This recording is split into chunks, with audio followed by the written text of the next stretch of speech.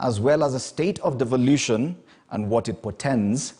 A very good morning, Waziri. Karibu sana to News Center. You're talking to Fred Indimuli. Now, last week you were on a final tour of duty to the arid and semi-arid lands, specifically counties of Kilifi, Wajir and Baringo. Are you confident as you leave this docket that enough work has been done to ensure that the drought situation is tackled sufficiently? Yes, I think we have done very, very well in terms of response to the ongoing drought. These came as a result of the failure of the short rains between October and December last year. Then we also did not receive enough rains during the long rains this year, beginning March to May. This October, the experts are telling us the rains will be below average, meaning the drought situation is likely to worsen. And that is why His Excellency the President declared drought a national disaster. And following the declaration of that drought as a national disaster, His Excellency directed the National Treasury to release 2 billion shillings. As we speak, the resources have already been disbursed. My ministry received about 1.2 billion, and we have purchased enough food in terms of relief food and also non-food items. We also had 450 million going to the Ministry of Defense. We also had 350 million going to the Ministry of Water to support the affected counties with water tracking. I was in Kilifi at the coast with the Honorable Gideon Mungaro, and we set up a team that will be led by CS Mungaro. And we launched distributing of food in Kilifi. After Kilifi, Honorable Mungaro will be heading to Tana River, Taita Taveta, all the way to Lamu. I was in Ganze myself, and I saw the situation firsthand on the ground, and the situation was quite serious. After Ganze, we were in Magarini, and we were in the areas of Chakama, and were able to distribute this food. Apart from food, we are also distributing livestock feeds. And this is helping particularly the pastoralist communities to ensure that we don't lose animals. And I want to thank the media. I think you've done a good job of highlighting the seriousness of this situation. And this has attracted response, not only from the national government. We are happy that the county governments, as our first line of defense, are actually responding. When I was in Kilifi, I saw Governor Kingi's teams on the ground also distributing food. We're also distributing water tracking through NDMA. Over 500 million has been deployed, and we thank the EU for this support. And NDMA is partnering with the counties in fueling water trucks, in ensuring we have water reaching the areas affected. So as we give the families affected food, we also give them clean water. We also give them livestock feeds. And after the coast, I was also able to visit northern Kenya. I was in Habaswein with Honorable Dr. Omar, the governor, Mukta, and we were able to launch again food distribution in Wajir, as well as livestock feed, water tracking, and we have all these going on together with cash transfer programs by our partners, by national government, and we want to thank NDMA through the Hunger Safety Net program. We have money going to the most affected counties. Okay. We're talking about Turkana, Marsabit, Wajir, and Mandera. So we, in terms of response, I can assure Kenyans that we are moving very, very strongly in all the affected counties, particularly 10 of them. And Bwana Waziri, you sound very confident in the kind of measures you've put in place to ensure that the drought situation is handled, and so confident enough that you made the promise that no single life will be lost to drought. Yet at the same time you're saying that it looks like the drought situation is going to worsen. How can you guarantee that the sanctity of life will be maintained? Yeah, the experts are telling us if the rains fail also this October, and we are still hoping we receive sufficient rains. But if we don't, the government has put in place plans and teams. And the matter receiving the highest attention at the highest level of government, that's at the cabinet. And we have formed a multi-agency committee of cabinet. And we have our PSS committee chaired by PS Kibicho. So it's an all hands-on-deck kind of approach between the national government, the county governments, and our partners. So we have enough resources, apart from the 2 billion shillings already deployed. We want to thank our partners. As I've said, the EU has provided over 500 million shillings to support water tracking and livestock feeds, repairs of boreholes. We also want to thank the UN family. Through FAO, we were able to also receive support of over 380 million shillings towards livestock feeds and supplements. Okay. Through the EU flash appeal also, we are expecting another 500 million shillings. So in terms of resources, we are mobilizing enough resources. We are mobilizing enough teams on the ground, both national, county, and our partners. We must thank the Red Cross. They're doing a wonderful job on the ground, as well as the other teams. So mine is to give Kenyans assurance that as I hand over this docket today to my colleague, CS Professor Kobia, we have teams in place, we have boots on the ground in the 10 most affected counties, as well as in the entire Asa region. Okay, and interestingly, you mentioned the fact that you're handing over that particular docket to CS Kobia, yet you're handing over the devolution docket to a different CS.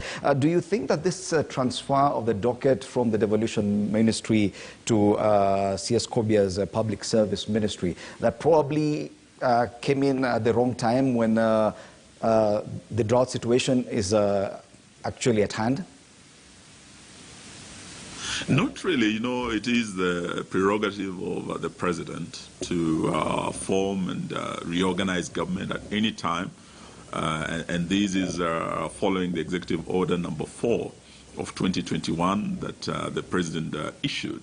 He reassigned us duties. We are the same government, and we're working as one government. And even on matters drought, as I've said, Cabinet is working together. We have the Ministry of Interior, we have the Ministry of Water, the Ministry of Agriculture and Livestock, including the Kenya Defense Forces. They're on the ground. So it is not that one minister will be doing the whole load of work. We are still going to work together. Even as I move to defense, as I have said, I was in Habaswein, and you saw military water trucks also supporting the civilian efforts ongoing. So we'll still be working together as one team, one government. So we can't say the timing was wrong. It's just reorganizing and strengthening. And I believe Professor Kobe is very well qualified to undertake this job. And my brother CS Keter will be taking over the devolution docket today. So I will be handing over simultaneously the State Department of Devolution to my brother CS Charles Keter, and the State Department of Asals and the special programs to my sister CS Professor Kobia. Okay, let's now go back to the Ministry of Devolution and because this has been one of the biggest ministries, one of the biggest post the 2010 Constitution, one of the biggest projects that this government has undertaken to ensure that devolution actually works. What are the strides that you've made so far under that ministry?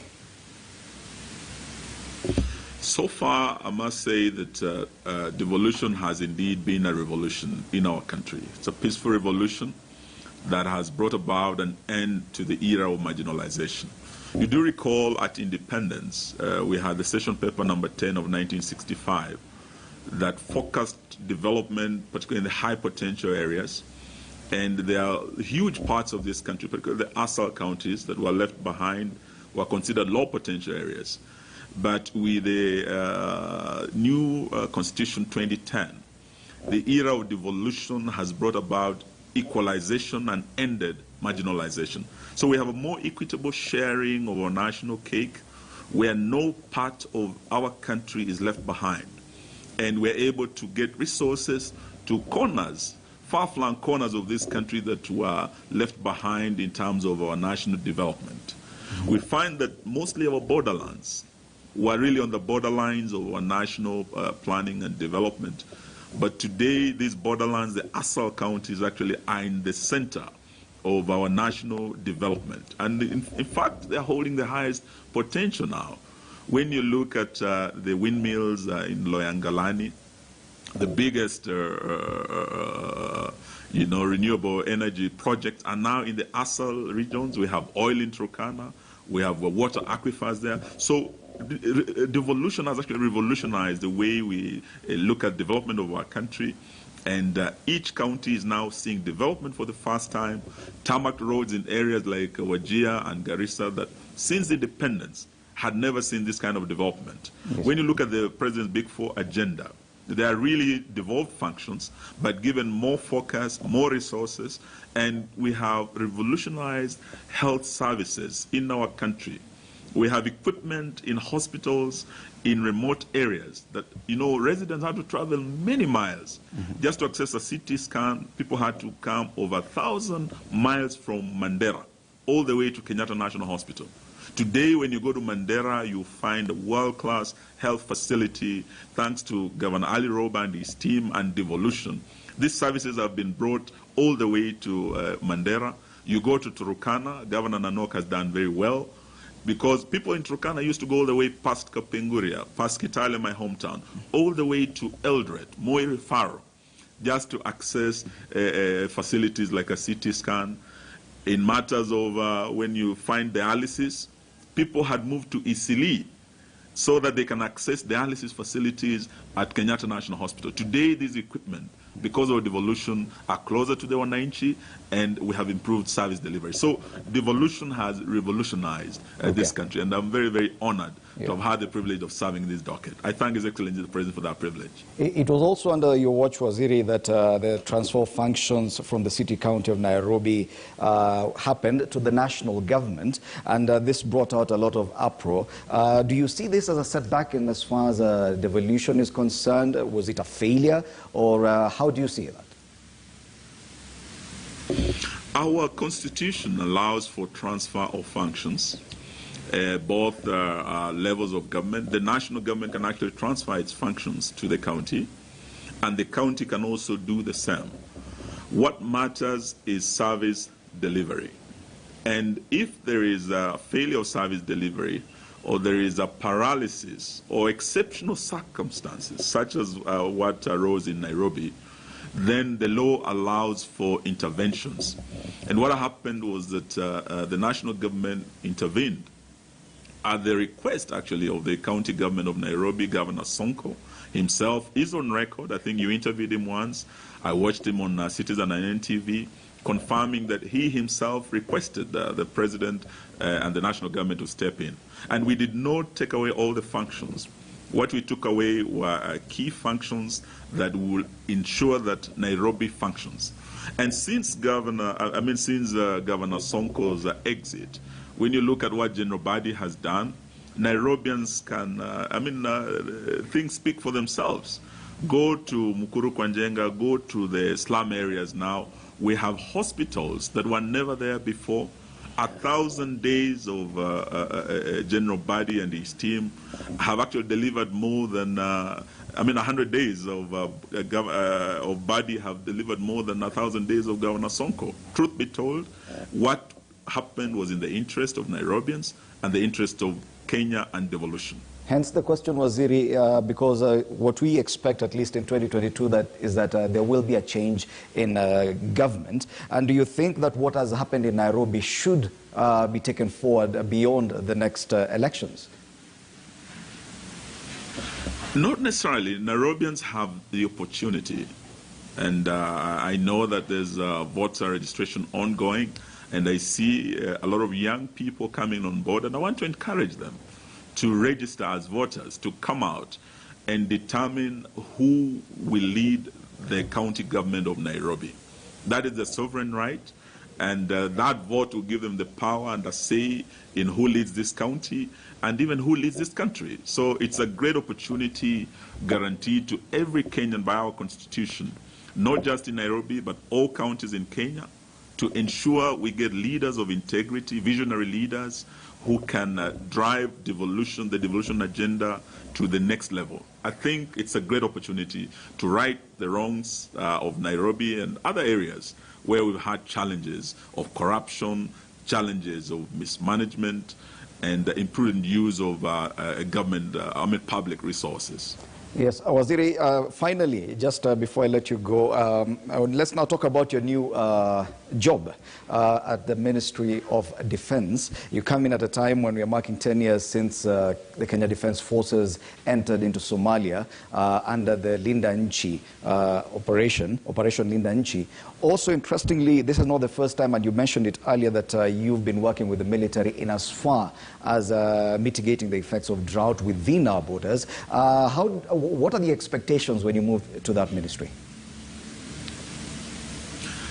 As you know, I've been in different dockets. I started in the Justice and Constitutional Affairs Ministry, went to the water sector, and now I'm in devolution. This is a complete new area for me. I'm moving to the security sector. I will be taking over that office tomorrow.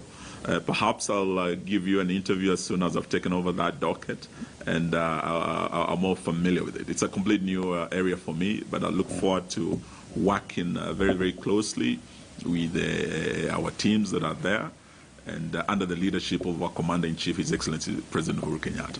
Thank you so much, Waziri, for that, and all the best as you take over your new assignment tomorrow at the Ministry of Defense. We've been talking to CS Eugene Wamalwa, the outgoing CS for Devolution and ASALs, who will be handing over that ministry later on this morning to the incoming CS, Charles Keter. And tomorrow, as he says, he'll be taking over at the Ministry of Defense.